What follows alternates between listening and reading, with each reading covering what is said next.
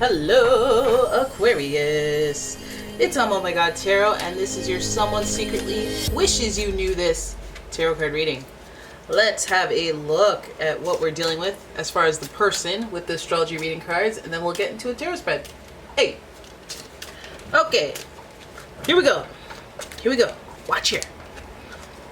First card you got is Leo, and so Leo energy is in the mix. The energy is flamboyant, dramatic, proud, and passionate. It focuses on the importance of self-belief. Look at that. Fire energy. Then we got Aries, more fire energy. And this energy around you is dynamic and spontaneous. Crusading impulsive action is likely. Hey-oh. And finally, we have Capricorn. And the energy around you is serious, materialistic, and hardworking. It bestows shrewdness and cautious ambition. Look at that. So you have your Capricorn energy.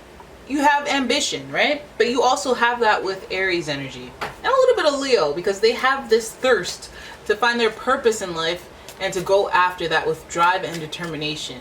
So this person's very fiery. Very, very fiery. So this could mean they're very charismatic. It could be in a sexual relationship, a very lust-filled relationship. It could also be a very ambitious and mover-shaker type person.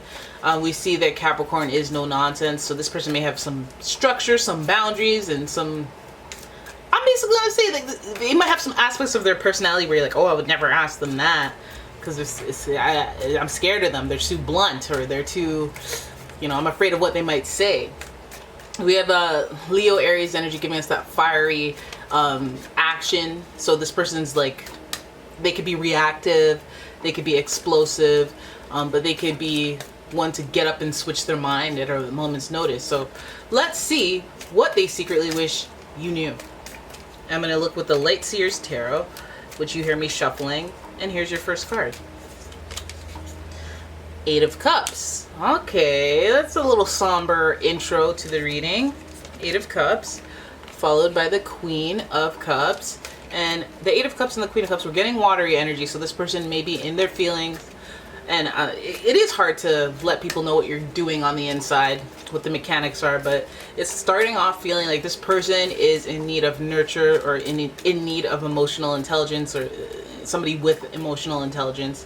Because they might be a little sad, a little depressed. Eight of Cups is giving us that type of energy where they feel like they got to disconnect from everyone and tend to their own emotional needs. And the Queen of Cups is usually the one that does that, right? She can tend to anyone's emotional needs based on her intuition, her empathy, her compassion, just cares, just the caring. And the caring kind of fuels people to act, right? That's a different thing. But it starts with the concern and caring. Then we have, who's that? The Seven of Cups. More water energy in here. Seven of Cups is about choices. This card is in reverse. So this person might be having an issue with their choices. But it's seeming like this person's feeling a little sad. Feeling a little sad, no? And like there's a decision they need to make. Or there's a decision that they made. But let's see. You could be dealing with a Cancer, Scorpio, Pisces as well. Then we have, oh my God, it's going to be a sweep of cups, isn't it? We have the Five of Cups. This person has some regret and sadness over a decision they made in the past. That's what it's looking like. The Five of Cups, it's a change, transition. So this is an impactful decision that they made in the past that's kind of weighing on them emotionally. So you're dealing with a person who, maybe if they've said, hey, I'm fine, it's cool. No, your emotions, your feelings are trickling into all aspects of this reading. So the events of your life. So they wish, this looks like I wish you knew how I felt on the inside. Because on the inside I feel a little isolated, or I feel alone on this. I feel like nobody understands, so I'm disconnected. I feel disconnected as far as emotion, like people understanding me emotionally. I feel like I don't necessarily have that mother figure if they're missing one, or I feel like they don't have anyone who cares about me especially. And maybe they're wondering how they got there. Maybe they're wondering, how did we get here? The long contemplation of life, the broad contemplation of life. This person may be having some issues with that. Maybe they've kind of struck a place where they feel completely down. These cards are in reverse. They're water cards. They're about sensitivities and feelings and beliefs. This person seems like really shifty in that area. All right, and your final card here is the Four of Swords. So it looks like this person is contemplating something. It feels like something they've been through something, and if it's that significant, you probably already know what it is. This may have affected them in their feelings, and they might not even realize that. They might see it as something else. But how they feel is really dictating the actions they take. Because normally they're very fiery, normally they're very filled with vitality, and they usually have a plan. And in this one, they're so caught up in their feelings that the only kind of stability we see here is with the Four of Swords.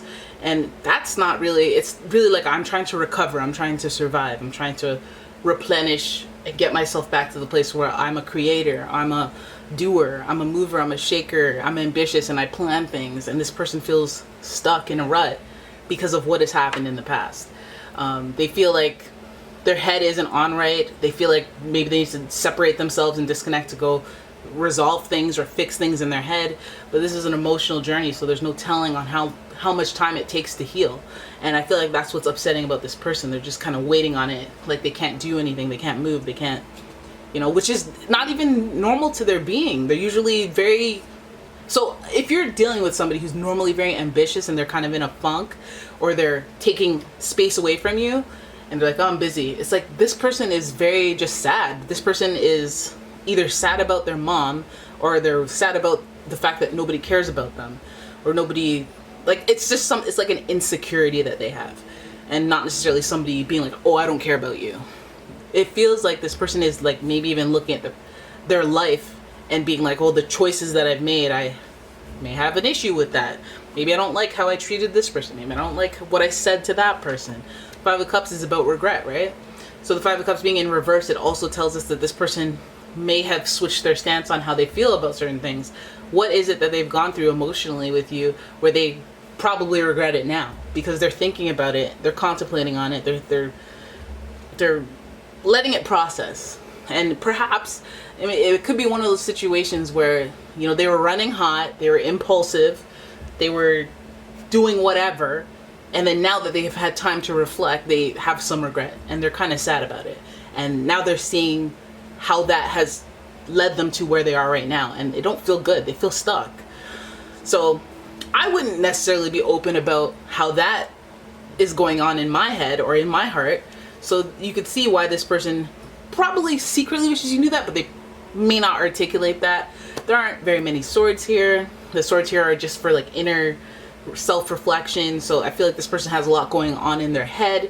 This person may be distant, they may be to themselves and disconnected because of how they feel, but it seems like they're trying to survive something in their own head and heart. And let's hope it's nothing so traumatic. Let's hope it's just a matter of like, getting through it, getting over it, and they're on the money with what it takes to get there. Just kind of processing it, just processing what happened. But I feel like they have some regrets. They have some feelings of focusing on what went wrong and not being able to move forward. But I feel ultimately this person understands their own type of mental. They understand what it takes for them to move forward, and they're just doing that because it seems like the introspection is there. Eight of Cups emotionally, Four of Swords like intellectually, like, okay, well, here's what I'm supposed to survive this, and then I'm supposed to start working towards keeping it pressing. And I feel like this person knows that. But let's say you're like a nag, or let's say you're expecting them to do all this stuff and they're not capable of it. They don't want you to feel like, you're nagging them and you're delaying their progress. And I don't want to have to tell you what I'm going through. But now this person's very emotional, very sensitive, and they need time to recoup and rest. And only you will know if it's because of some fight. Only you will know if it's because of some words that they said that were harsh and mean and maybe impulsive a little bit. But yeah, no, they feel bad. They're not feeling that good, and that's what they would let you know. Alright, so there it is. That is your reading. I hope you guys enjoyed it. If you did, please give the video a thumbs up and subscribe to the channel. Leave a comment, share the video, and if you'd like your own personal reading, please check out the description. There's a link to my website where I sell candles. And yeah, thank you so much for watching the video, and I will see you in the next one. Bye bye.